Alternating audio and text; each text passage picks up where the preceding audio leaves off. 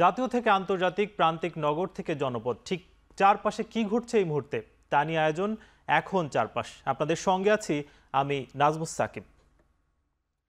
প্রধানমন্ত্রী বলেছেন, ক্রয় ক্ষমতা বৃদ্ধির ফলে মানুষের চাহিদা বেড়েছে, সেদিক বিবেচনায় ফসল উৎপাদন বাড়াতে হবে। কৃষক লীগের ৩ মাসের বৃক্ষরোপণ কর্মসূচির উদ্বোধন অনুষ্ঠানে প্রধানমন্ত্রী বলেন, উদ্বৃত্ত ফসল সংরক্ষণের প্রতিটি বিভাগে সংরক্ষণাগার নির্মাণের উদ্যোগ নিয়েছে সরকার। আষাঢ়ের প্রথম দিন সকালে গণভবনে কয়েকটি গাছের চারা রোপণ করেন প্রধানমন্ত্রী শেখ হাসিনা।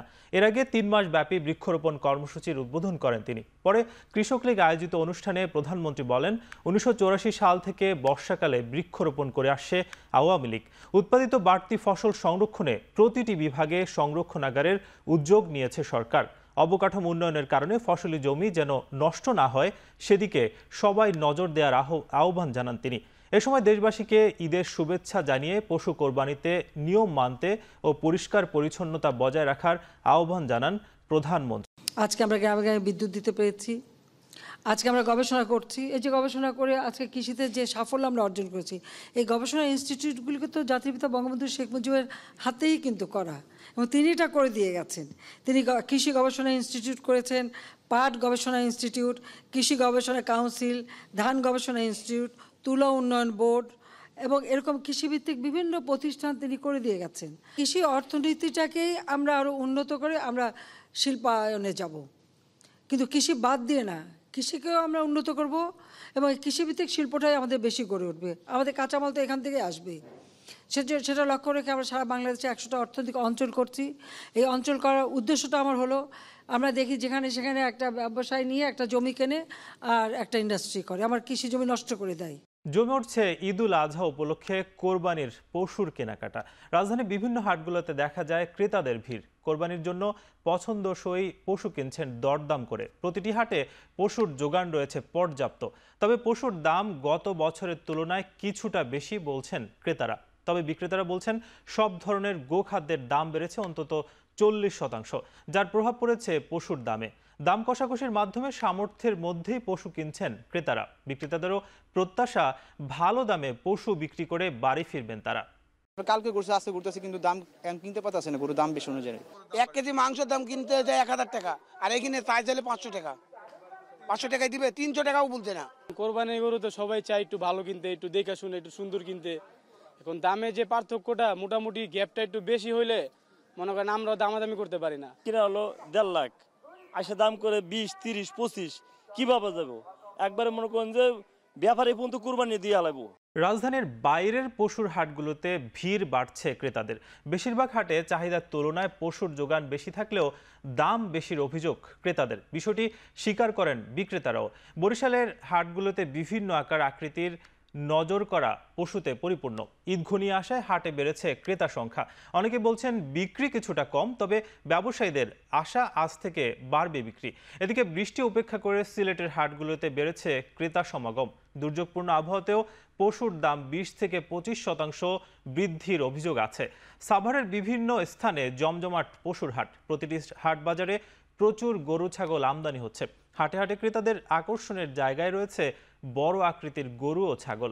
কিন্তু হাটে হাটে ব্যাপক পশু থাকলেও এবার দাম তুলনামূলক বেশি বলে অনেক ক্রেতাই এখনও কিনছেন না। তবে আজ থেকে বিক্রি বাড়বে বলে আশা করছেন বিক্রেতারা। এদিকে সাভার পৌরসভার একমাত্র কোরবানির পশুর হাটে বিপুল পশু সমাগম থাকলেও মিলছে না কাঙ্ক্ষিত ক্রেতা। গরু আছে, কিন্তু দাম চাচ্ছে বেশি, যেমন ১,২০,০০০ টাকা করে, ১,৮০,০০০ টাকা, ১,৯০,০০০ টাকা চাচ্ছে। এটাতে আমাদের ক্রয় ক্ষমতার বাইরে হয়ে যায়। বাসা থেকে আসার আগে যেমন একটা স্বপ্ন নিয়ে আসছিলাম, যেটা বড় একটা গরু কিনবো, মানে আস্তে আস্তে এখন স্বপ্নটা ছোট হচ্ছে দাম দেখে। অনেকগুলো গরু দেখছি, ৫০-৬০-এর মতো। মোটামুটি সব গরুতেই দাম একটু বেশি চাচ্ছে। ৬টা গরু আনছি, একটা গরু বিক্রি করছি, মোটামুটি কাস্টমার নাই, দাম বলে না, অনেক কম দাম। ঈদুল আজহা উপলক্ষে পরিবারের সাথে ঈদের আনন্দ ভাগাভাগি করতে রাজধানী ছাড়ছে মানুষ। রাজধানীর বিভিন্ন বাস কাউন্টারে দেখা গেছে যাত্রীদের ভিড়। বাস কাউন্টার থেকে জানিয়েছে, দুপুরের পর থেকে দূরপাল্লা যাত্রীদের উপস্থিতি আরও বাড়তে পারে। কোনো কোনো গন্তব্যে যেতে ১০০ থেকে ১৫০ টাকা ভাড়া বেশি রাখার অভিযোগ করছেন যাত্রীরা। তবে বাস কাউন্টার থেকে জানানো হয়েছে, বিআরটি এর দেয়া নতুন ভাড়ার নিয়মেই ভাড়া নেওয়া হচ্ছে। কোনো বেশি ভাড়া নেওয়া হচ্ছে না। যাত্রী সাধারণের নিরাপদ এবং নির্বিঘ্নে চলাচলের লক্ষ্যে আইনশৃঙ্খলা বাহিনীর বিশেষ নিরাপত্তার ব্যবস্থা নিয়েছে।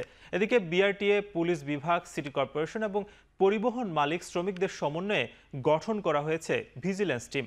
তারা বাস টার্মিনালগুলোতে সার্বক্ষণিক নিরাপত্তার বিষয়ে কাজ করে যাচ্ছে। তো ফ্রি আছে, এখন তো ভাড়া বেশি যাচ্ছে।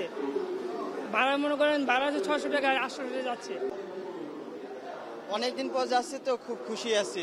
ফ্যামিলিগতভাবে ঈদ করব সবাই মিলে একসাথে, খুব খুশি আছি। আর যানজট অনেক কম গতবার থেকে। গতবারের তুলনায় বেশ একদম ঠান্ডা পরিবেশ আছে মোটামুটি। আর ওয়েদারটা আজকে মোটামুটি বেশ আমাদের অনুকূলে আছে, যার কারণে ভালো লাগতেছে আর কি। অ্যাপসে চেক করে দেখলাম যে টিকিট আসলে নাই, 1800 টাকা করে ভাড়া মাগুরা। এটা আমাদের জন্য অনেক বেশি। অবশ্যই ভালো লাগতেছে, দীর্ঘ 3 বছর পর ফ্যামিলির সাথে ঈদ করবো। সরকারি নির্দেশ যেবারে বিআরটিএ যেবারে সেইবারে গাড়ি এখনো পর্যাপ্ত গাড়ি আছে, তেমন যাত্রী নাই। গাড়ি আমাদের এখনো শিডিউলে গাড়ি আছে 4-5টা। যাত্রী সব তো রোডে বাইপাস কেটে কেটে চলে যাচ্ছে। সেলফি পরিবহন, বিআরটিসি, ওই বিভিন্ন লোকাল পরিবহনের ভিতরে কেউ ঢোকেই না। নারীর টানে বাড়ি ফিরছেন দক্ষিণাঞ্চলের মানুষ। এ অঞ্চলের প্রবেশপথ বঙ্গবন্ধু শেখ মুজিবুর রহমান এক্সপ্রেসওয়ে এবং পদ্মা সেতুতে সকাল থেকেই যান চলাচল স্বাভাবিক রয়েছে। শনিবার ভোর থেকে বঙ্গবন্ধু এক্সপ্রেসওয়েতে মুন্সিগঞ্জের প্রান্তে যানবাহনের জটলা বা যাত্রীদের কোনো বিড়ম্বনা দেখা যায়নি। নির্বিঘ্নে মহাসড়ক হয়ে পদ্মা সেতু পাড়ি দিচ্ছে যানবাহনগুলো। দূরপাল্লার গণপরিবহনের পাশাপাশি এই মহাসড়কে ব্যক্তিগত গাড়ি, মোটরসাইকেলে করে পরিবারের সদস্যদের নিয়ে নিজ নিজ গন্তব্যে ছুটছে অনেকে। পদ্মা সেতুর দক্ষিণবঙ্গর অভিমুখের টোল প্লাজায় 7টি বুথে নিরবিচ্ছিন্ন টোল আদায় করা হচ্ছে। টোল আদায়ে প্রতি গাড়িতে সময় লাগছে 5 থেকে 6 সেকেন্ড। এছাড়া গেল 24 ঘন্টায় পদ্মা সেতু দিয়ে পার হয়েছে 44,033টি যানবাহন। এর থেকে টোল আদায় হয়েছে 4,80,30,100 টাকা।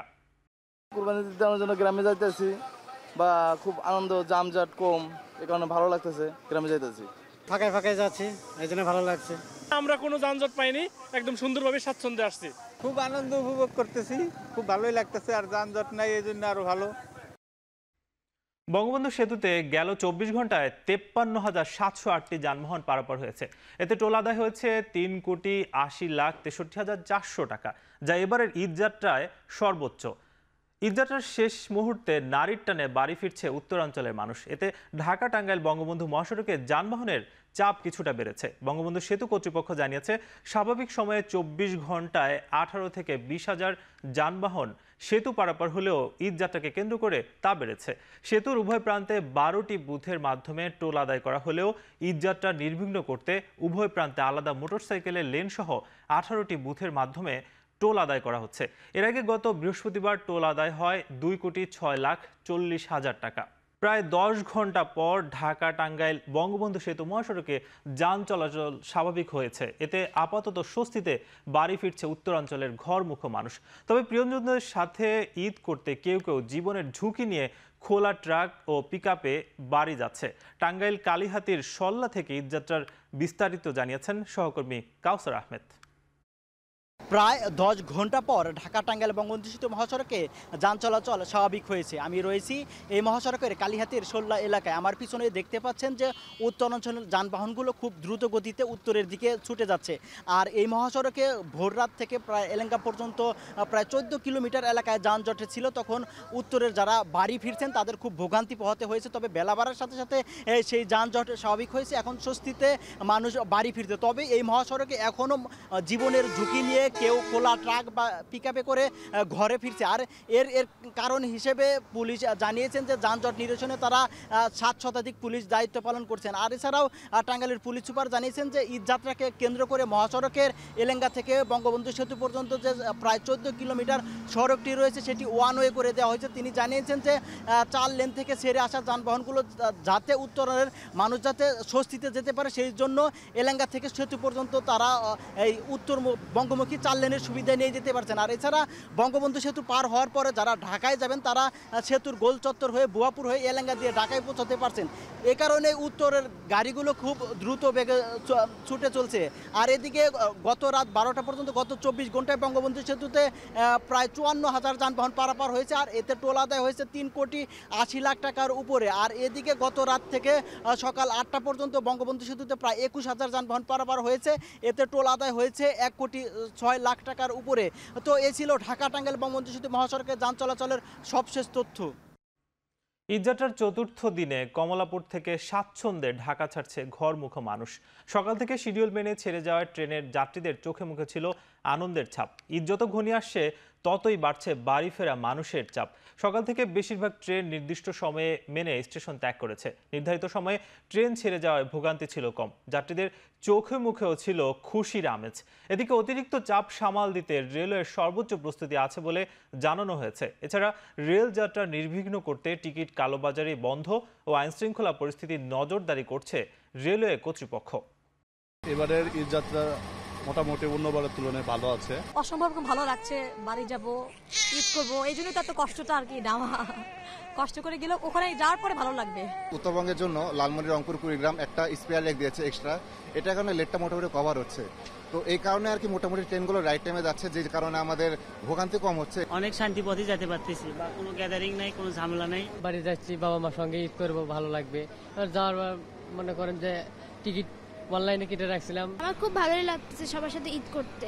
লাব্বাইক আল্লাহুম্মা লাব্বাইক ধ্বনিতে মুখর হয়ে উঠেছে পবিত্র আরাফা ময়দান।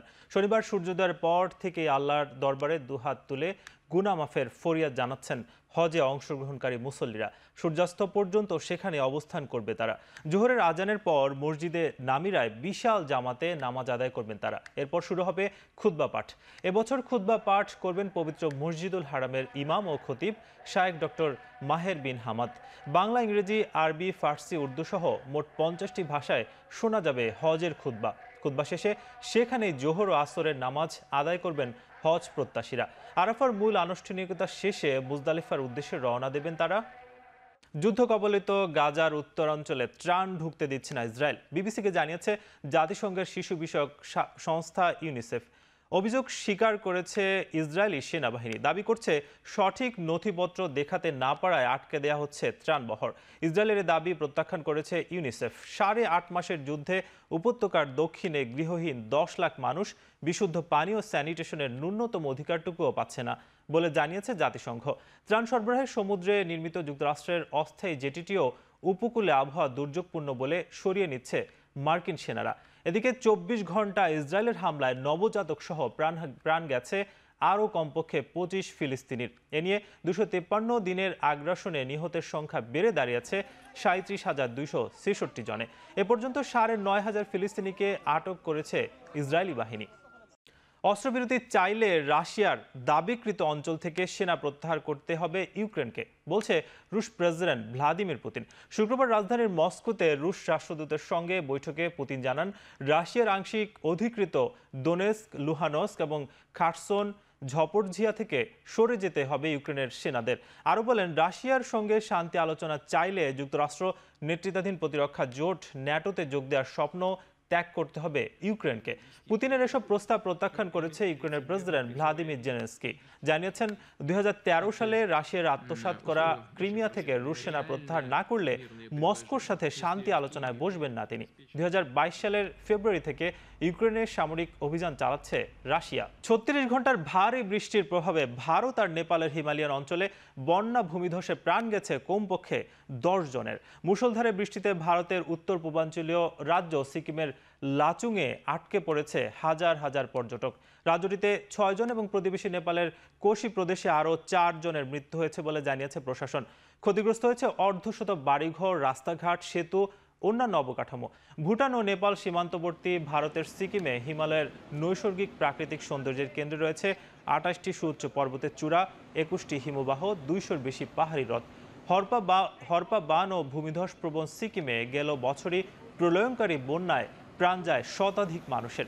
এদিকে পশ্চিমবঙ্গে বিভিন্ন বাঁধ খুলে দেওয়ার পাশাপাশি সিকিমে অতিবৃষ্টিতে নদীতে বাড়ছে পানির উচ্চতা। এ অবস্থায় উত্তরের জেলাগুলোতে বন্যা সতর্কতা জারি করা হয়েছে পশ্চিমবঙ্গে। শেষ করছি এখন চারদিক। এখন টেলিভিশন ওয়েবসাইটে দেখতে ভিজিট করুন www.ekhon.tv। এছাড়া ফেসবুকে দেখতে ভিজিট করুন facebook.com/tv.ekhon। এছাড়া ইউটিউবে দেখতে ভিজিট করুন youtube.com/c/ekhon tv।